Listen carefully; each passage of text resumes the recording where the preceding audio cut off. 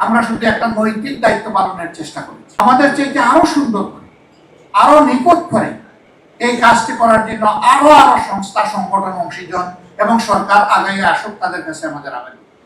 দুর্নীতির দুঃশাসন মুক্ত বাংলাদেশ চেয়েছে, তারা চলে গেছে, আমানত আমাদের ঘাড়ে। তাদের রক্তের দিকে একটু তাকান, তরতাজা সেই শিশু, কিশোর, যুবক, নারী, পুরুষের দিকে তাকান যারা জীবন দিয়েছে, তাদের দিকে তাকাইয়া বিপ্লবের সাথে অসঙ্গতিপূর্ণ এমন কোন উপকর্ম মেহেরবানি করে কেউ করবেন না।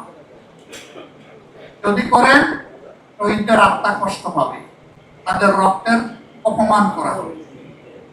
আর জীবিত শহীদ যারা পঙ্গু হয়ে আছে, তারা ভীষণ কষ্ট পাবে, তারা অভিশাপ, তারা মজলুম দেশবাসী অভিশাপ। সুতরাং সকল অংশীজনের কাছে আমি বিনীতভাবে অনুরোধ জানাবো, এমন কোনো কাজে আমরা জড়াবো না যে কাজ করলে সকলের অভিশাপ আমাদের উপরে পড়ে।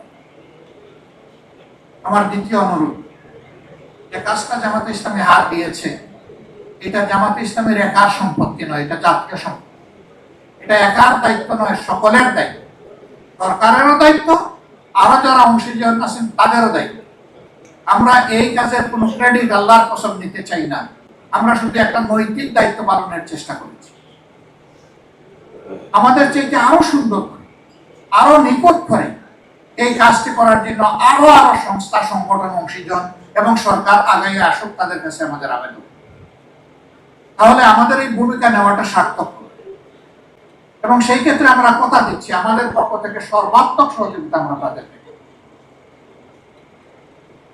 আজকে যারা বিভিন্ন জায়গা থেকে আমাদের সাথে অংশগ্রহণ করেছেন, তাদের সকলের প্রতি আমি আবারও কৃতজ্ঞতা জানাচ্ছি।